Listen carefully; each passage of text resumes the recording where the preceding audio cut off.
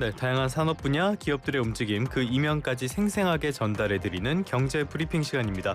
오늘은 허란 한국경제신문 기자와 함께하겠습니다. 기자님 나와 계십니까? 네, 안녕하세요. 지난주에는 일이 진짜 많았죠. 금요일에는 팩트시트도 발표가 됐고요. 어제 열린 한미 관세협상 후속 민관합동회의에서는 국내 기업들이 대규모 투자를 약속을 했어요. 네, 맞습니다.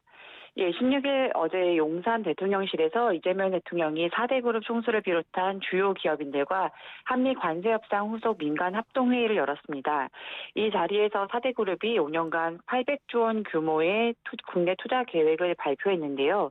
현대차 그룹은 2030년까지 5년간 125조 2천억 원, 삼성전자는 450조 원, SK그룹은 2028년까지 128조 원, LG그룹은 5년간 100조 원을 국내에 투자한다고 밝혔습니다. 특히 투자의 70% 이상을 AI, 로봇, 반도체 등 미래 산업과 R&D에 집중하기로 했습니다. 또 4대 그룹은 공격적인 국내 채용도 약속했는데요. 삼성전자는 향후 5년간 6만 명, SK그룹은 연간 최대 2만 명, 현대차그룹은 내년 1만 명 신규 채용한다고 밝혔습니다. 정의선 현대차그룹 회장은 또 미국의 관세 부과로 올해 1차 협력사들이 떠안은 자동차 부품 관세 수천억 원을 현대차가 전액 보전해 주겠다고 깜짝 발표를 하기도 했습니다. 대상은 지난 5월부터 부품 관세 25%를 내고 미국 공장에 부품을 납품하는 200여 개 1차 협력사로 향후 납품 단가 협상 때 관세 부담분을 반영해주는 방식으로 지원할 예정입니다. 참 정권 때마다 이런 모습들 반복되고 있는데 정말 투자로 이어질 수 있게 정책적인 지원이 정말 시급해 보이긴 합니다. 자, 회의 분위기 어땠습니까? 화기애애했다 이런 이야기들이 나오는데 관세 협상이 최종 마무리된 자리였잖아요. 네, 맞습니다. 재계 총수들은 서로 감사의 뜻을 전하고 대통령에게 전하고 대통령도 화답하는 훈훈한 분위기였습니다. 서정진 셀트리온 회장은 우리 대통령의 배짱과 뚝심 때문에 미국에 있는 로비스트들이 한국 정부 대단하다라고 하더라. 진심으로 존경한다라고 말했습니다. 이재용 삼성전자 회장은 관세 협상 타결로 기업이 크게 안도하고 있다 했고 최태원 SK그룹 회장은 신중하고 결단력 있는 리더십으로 협상을 잘 이끌어준 것에 감사하다고 했습니다. 정의선 현대차그룹 회장은 이번 관세 협상을 통해 현대차그룹은 경쟁력을 보강하면서 글로벌 전략을 추진할 수 있을 것으로 기대한다고 말했습니다. 이재명 대통령은 한미 통상 안보 협상 과정에 많은 분이 계셨지만 가장 애를 많이 쓴 건 역시 기업인이라며 전적으로 우리 기업인의 헌신과 노력 덕분이라고 공을 돌렸습니다. 또 이 대통령은 기업이 자유롭게 창의적으로 활동할 수 있도록 만드는 게 정부의 역할이라며 규제 완화, 철폐 등 가능한 것을 구체적으로 지적해주며 신속하게 정리하겠다고 약속했습니다.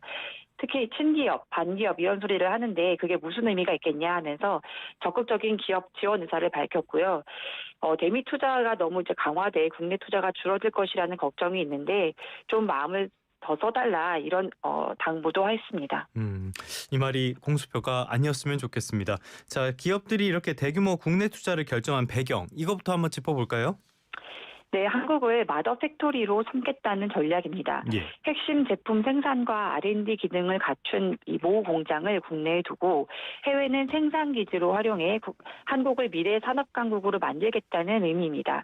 현대차 그룹이 지난해 만든 자동차의 82.7%를 해외에서 팔았지만 미래 모빌리티의 중심은 한국이라는 걸 다시 한번 확인한 셈이고 삼성전자가 평택 5공장을 삼성 반도체의 핵심 기지로 키우겠다는 것도 같은 맥락입니다. 그런데 아무래도 이런 대규모 투자 나온 배경을 보자면 한미 팩트시트 이게 발표된 걸 꼽을 수가 있을 것 같은데요. 관세 협상 타결이 이런 결정 촉진했다고 봐야 하겠죠? 네, 맞습니다. 14일 발표된 한미 조인트 팩트시트로 불확실성이 거친 게 큽니다. 자동차 관세가 25%에서 15%로 인하되고 반도체는 최애국 대우를 받게 됐습니다. 대미 투자는 총 3,500억 달러 규모로 이 중 2천억 달러는 투자 펀드를 통해 1,500억 달러는 조선업 협력 프로젝트인 마스가에 투입됩니다. 안보 분야에서는 미국이 한국의 핵 추진 잠수함 건조를 승인하고 우라늄 농축 및 사용 후 해결료 처리 권한 확대를 지지한다는 내용도 담겼습니다. 이 내용은 2부에서 조금 더 자세하게 살펴보도록 하겠고요. 우선 마스카 프로젝트 말씀을 해주셨으니까 이 마스카 프로젝트 관련해서는 어떤 움직임이 있었습니까? 네, 15일 데릴 커델 미국의 해군 참모총장이 HD 현대중공업 울산 본사와 하나오션 거제 사업장을 잇따라 방문했는데요. 커델 총장은 한국의 조선 능력은 미국의 함정 건조 역량 강화에 핵심적인 역할을 할 것이라고 말했습니다. 1,500억 달러 규모의 마스가 프로젝트는 한국 조선업계에도 큰 기회가 될 전망입니다. 알겠습니다. 이 부분은 주목할 필요가 있겠고요. 그런데 항상 논란이 되는 게 이 핵 추진 잠수함 부분인 것 같아요. 이걸 둘러싸고 한미 간에 미묘한 입장 차이가 있었다고 했는데 어떤 내용입니까? 네, 커델 총장이 14일에 내외신 합동 인터뷰를 했는데 여기서 주목할 만한 발언이 나왔습니다.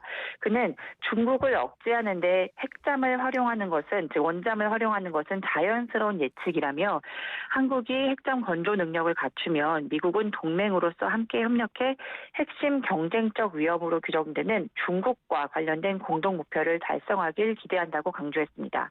특히 그는 큰 힘에는 큰 책임이 따른다는 영화 스파이더맨 대사를 인용하면서 한국이 원잠을 전 세계적으로 운용할 책임을 지게 되고 지역 중심의 해군이 아니라 글로벌 해군으로 도약하는 과정이 될 것이라고 말했습니다.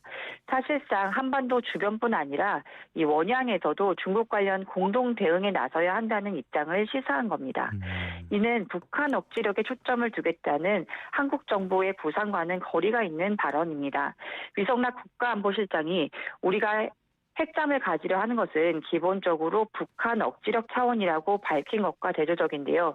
커들 총장은 또 대만 해협 관련 유사시 전력 총동원에 가까운 상황이 될 것이라며 한국군 역시 분명히 일정한 역할은 있어야 한다고 주장했습니다. 중국이 한국의 핵잠 건조에 공개적으로 반발한 가운데 핵잠 역할을 둘러싼 한미 간 공방이 벌어질 가능성도 제기됩니다. 첫 발을 떼긴 했는데 의견을 좁히는 게 그렇게 쉽지만은 않아 보입니다. 계속 상황은 지켜봐야 되겠고요.